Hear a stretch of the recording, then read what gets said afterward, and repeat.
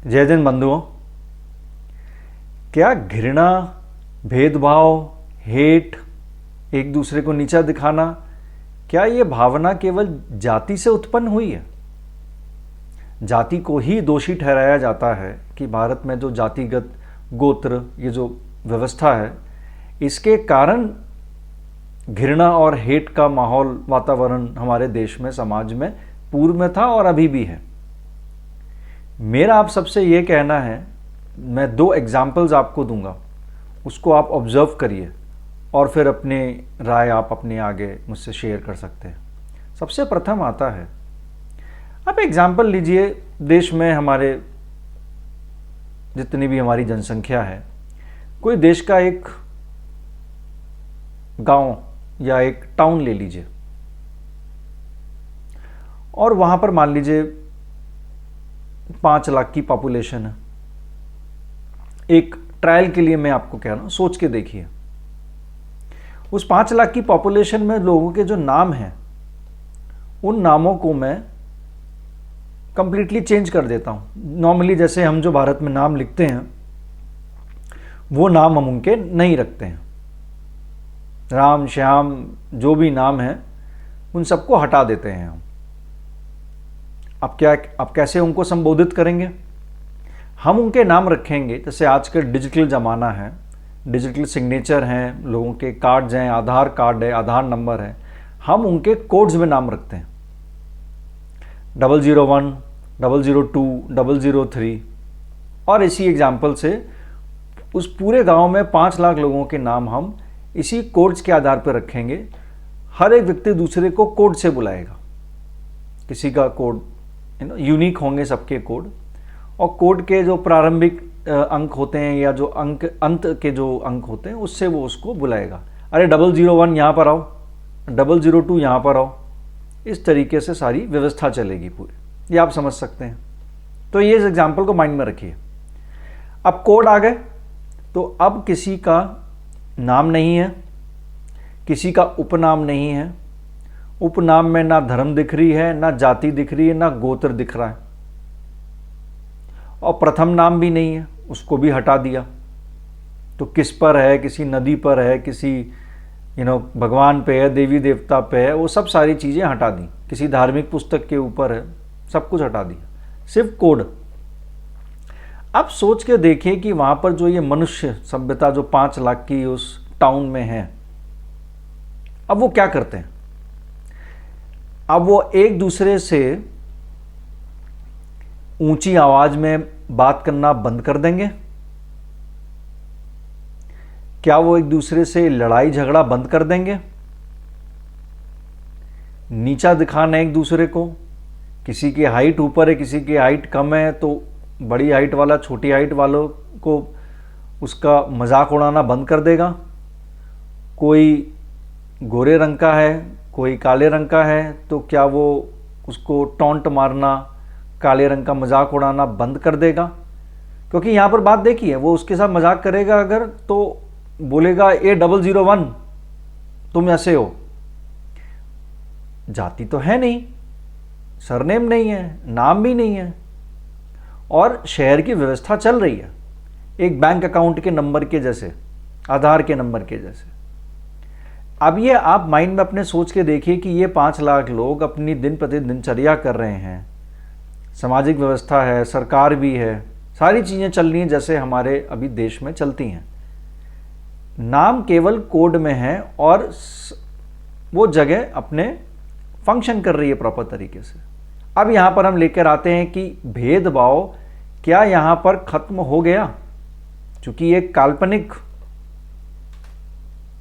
Situation है, यहाँ पर आपके वो आएंगे कि रियल में तो दिखा नहीं है, तो हम कैसे बिलीव करें? सोच के देखिए।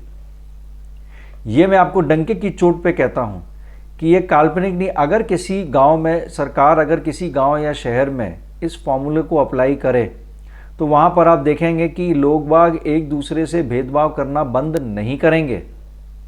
वो लड़ाई झगड़े करेंगे, परिवारों में भी झगड़े होंगे, सामाजिक झगड़े भी होंगे, हर तरीके के डिफरेंसेस ऑफ ओपिनियन होंगे। रंग के आधार पर, शारीरिक बनावट के आधार पर, धन के आधार पर कि कोई अधिक धनी है, कोई कम, किसी के पास कम धन है, कोई शिक्षित अधिक है, कोई कम शिक्षित है, तो वहाँ पर कंपैरिजंस होंगे, एक दूसरे को लेट डाउन करेंगे, ये सारी चीज़ें होंगी। लेकिन वहाँ पर उस समय हम किसको ब्लेम करेंगे? क्या जातियों को ब्लेम करेंगे? गोत्रों को ब्लेम करेंगे? भारत के उन शास्त्र पुराणों को ब्लेम करेंगे कि भाई इन्होंने कहीं पर ये व्यवस्था बनाई थी और ये सारा भेदभाव इनके कारण है, जो अभी आजकल वर्तमान में चल रहा है। इस एग्जाम्पल को आप सब अपने घर के परिवार के सदस्यों के साथ डिस्कस करें, ये मॉडल सिटी को, कि जहां पर लोगों के नाम कोड्स में हैं, क्या वो हर तरीके का नकारात्मक व्यवहार बंद कर देंगे समाज में? मैं आपको कहता हूं कभी नहीं करेंगे। इसका सार कहीं पर यह है, मनुष्य के भीतर घृणा, क्रोध, माया, मोह, मायाचारी, दुराचारी, पाप करना, गलत काम, क्रिमिनल एक्टिविटीज, इंसल्ट करना, ईर्ष्या करना, ये सारी जो नेगेटिव एनर्जीज हैं, नेगेटिव थॉट्स हैं, ये मनुष्य के अंदर इनबिल्ट होती हैं। सबके अंदर अलग अलग प्रकार के होते हैं, लेकिन ये मानव जीवन का अहम हिस्सा है। जब तक उसको मोक्ष की प्राप्ति नहीं होती है उस जीव को, तब तक ये नकारात्मक एनर्जीज, थॉट्स उनके अंदर रहेंगी। बहुत से लोग मोक्ष में बिलीव नहीं करेंगे, जन्म पुनः जन्म में बिलीव नहीं करते होंगे। चलिए मत करिए, स्टिल आपको मनुष्य, ज़्यादातर आपको उनके अंदर नेगेटिव फोर्सेस, आप उनके नाम या उनके सरनेम से कनेक्ट मत करिए।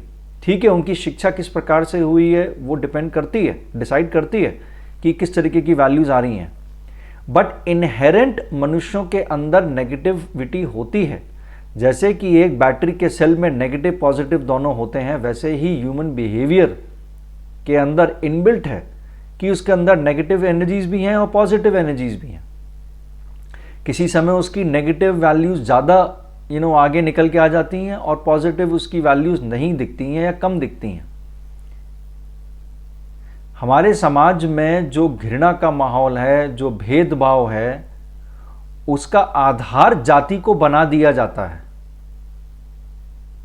मैं एक बात दूसरे ढंग से कहता हूं, उनके अंदर घृणा है, घृणा का भाव है, वो किसी एक शब्द का, किसी एक व्यवस्था के कारण नहीं है। वो घृणा है उनके मानवीय कर्मों के आधार पर, उनकी सोच, उनके विचार, उनकी शिक्षा, उनका थॉट प्रोसेस, उसके बेसिस पे उनके अंदर वो नेगेटिविटी है। हम कहीं पर दोषारोपण कर देते हैं माध्यम के ऊपर। माध्यम मतलब यहां पर जाति व्यवस्था को हमने माध्यम किया। भाई अब किसी का कोई पर्टिकुलर कैटेगरी बनाई है, तो हमने उस एक सिस्टम बनाया, तो हमने उस सिस्टम को ब्लेम कर दिया कि भाई इसके कारण कहीं पर समाज में नेगेटिविटी आई है। मैं बहुत ज़्यादा उस पर नहीं जा रहा हूँ कि उसका क्या इतिहास है, उसको क्या इतिहास में क्या बोला गया है, मैं उस पर I am not going there. मैं ये कह रहा हूं कि मनुष्यों में नेगेटिविटी है, उसके कारण हम समाज में ये जो भेदभाव का माहौल है वो देखते हैं।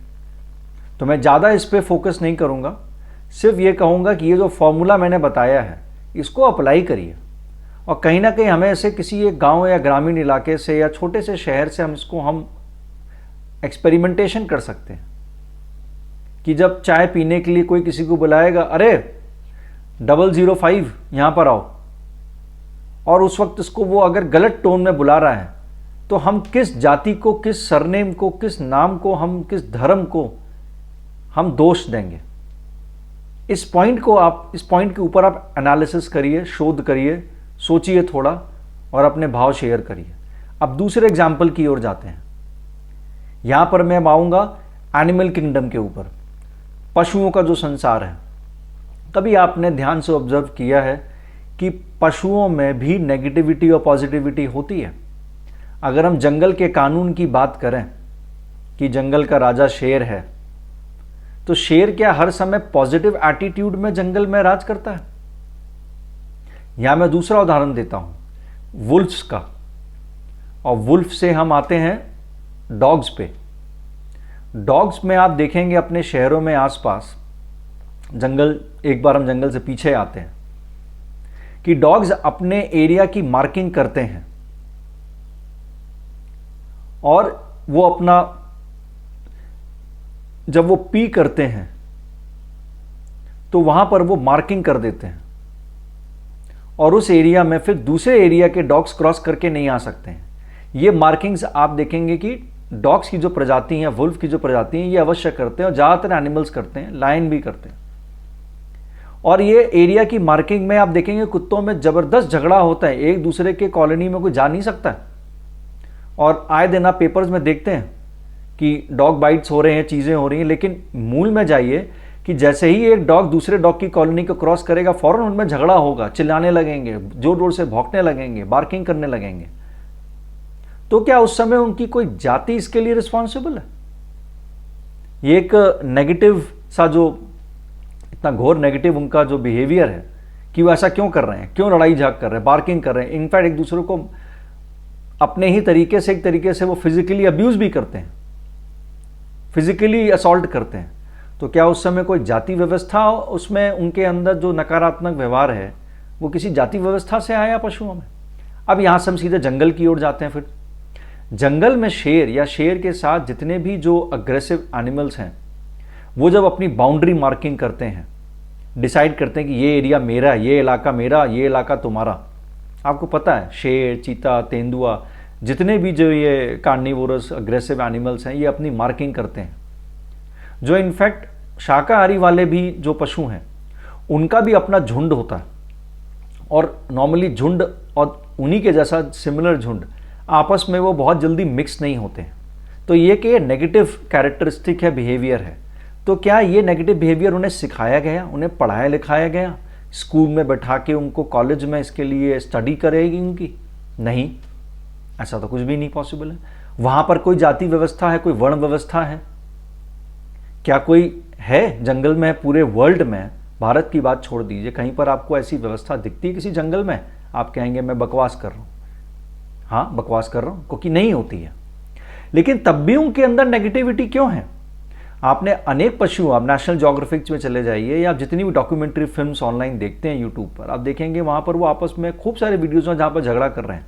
क्यों कर रहे हैं? एक दूसरे के दुश्मन क्यों हैं? क्यों नेवला और सांप एक दूसरे के दुश्मन हैं? कुछ कारण है। उनको एक दूसरे से भय है कि ये मुझे मार देगा, मुझे खा जाएगा, मुझे नोच देगा, मुझे हार्म करेगा। सबको कहीं ना कहीं पर एक दूसरे से भय है और एक दूसरे से लड़ रहे हैं। वर्चस्व की लड़ाई वहां पर चल रही है। तो एनिमल दुनिया के बारे में आप ये जानते हैं भली भांति, और वहां पर जो सर्वाइवल ऑफ फिटेस्ट, जो शक्तिशाली है, सर्वशक्तिमान है, उसी की सत्ता चलती है। तो ये भावना उनके अंदर कैसे आई? ये भावना क्या किसी जाति के कारण आई? नहीं, एकदम भी नहीं आई है। तो ये उनके जीव के उस पर्याय के अंदर है। अब यहां पर धर्म अध्यात्म में हम जाएंगे तो हमें समझ में आएगा कि हर पर्याय के भीतर ये घृणा, ये नेगेटिविटी का जो भाव है, जब तक उस जीव को मोक्ष प्राप्त नहीं होता है, जब तक वो सभ्य नहीं बनता है, पशु मनुष्य बनता है, मनुष्य फिर धर्म अध्यात्म पे चलता है और मोक्ष प्राप्त करता है, या सद रास्ते, सद मतलब एक तरीके से मान लीजिए एक पीसफुल रास्ते में जब चलना स्टार्ट करता है तो उसके अंदर ये नेगेटिविटी खत्म हो जाती है, कम हो जाती है। तो पशुओं में, जंगल राज्य में ये नेगेटिव फोर्सेस पूरे एग्जिस्ट करते हैं, जिसके एग्जाम्पल्स मैंने दिए हैं, और वहां पर कोई भी कास्ट सिस्टम एग्जिस्ट नहीं करता है। तो ये प्रकृति के द्वारा जो संचालित जो सृष्टि है, वहां पर ही सुनिश्चित किया गया है कि नेगेटिव फोर्सेस हर एक जीव में होंगे। यहां पर भी बात मैं कर रहा हूं जो पशु हैं और मनुष्य हैं। पशुओं से थोड़े, पशुओं में भी अलग अलग कैटेगरी, आप वहां जाएंगे तो वहां पर भी आप देखेंगे उनके आपस में लड़ाई झगड़े होते हैं। उनमें वो चेतना है कि अरे ये मुझे हार्म करेगा, मैं इसको छोड़ूंगा नहीं। वो मुंह से बोल नहीं रहे हैं उस लैंग्वेज में जिस लैंग्वेज में हम बात करते हैं, लेकिन वो एक दूसरे से बात करते हैं। डॉग जब बार्क करते हैं तो एक दूसरे को भाषा से वो संबोधित कर रहे हैं अपनी लैंग्वेज में। चिड़िया भी कर रही हैं, सब कर रहे हैं। हम उनकी लैंग्वेज नहीं समझ सकते, हम उनको इसलिए मुंह को बोल देते हैं। वो मूक नहीं है, वो बात कर रहे हैं अपने तरीके से। तो इन दो पॉइंटों, पहलियों को आप अगर आप ऑब्जर्व करें तो आपको रियलाइजेशन आएगा कि सृष्टि में जो जीव हैं, एनिमल्स एंड ह्यूमंस, हमारे भीतर नेगेटिविटी तब तक रहेगी जब तक हम इस पर्याय को छोड़ते नहीं हैं, जब तक हम सही गति में नहीं जाते हैं, जब तक हम मोक्ष मार्ग पर नहीं चलते हैं, तब तक ये नेगेटिविटी हमारे अंदर विद्यमान रहेगी। हम बहाने हजारों ढूंढ सकते हैं कि इस व्यवस्था के कारण ये हुआ, उस व्यवस्था के कारण ये हुआ, वो फॉरेन कंट्री में इसलिए हुआ, हमारे यहाँ पर इसलिए हुआ। हम ये बहस निरंतर कर सकते हैं, लेकिन हमें ये मूल में जाना होगा कि नेगेटिविटी हमारे आपके भीतर है, और जब तक हम उसको आइडेंटिफाई नहीं करते हैं तब तक वो नहीं हटेगी। किसी के ऊपर ब्लेम करके अगर हम उसको हटाने का प्रयास करेंगे तो हम कहीं पर गलत जगह बीमारी को हम छेड़ रहे हैं, हम बीमारी की जड़ पे नहीं जा रहे हैं। जड़ जो है वो हमारे कर्म हैं, वो हमारे कर्मों के आधार पे हमारे विचार हैं। थोड़ा और आगे मैं दूसरे वीडियो में जाति व्यवस्था और ये जो घृणा, जो बेसिकली जो हम घृणा भेदभाव क्यों है जीवों के अंदर, हम मनुष्यों के अंदर, समाज में क्यों है, उसके ऊपर और मैं आगे व्याख्यान दूंगा। अभी के लिए ये 2 एग्जाम्पल्स को आप एनालाइज करिए और अपने विचार प्लीज कमेंट सेक्शन में साझा करिए। वीडियो देखने के लिए धन्यवाद। नमस्ते।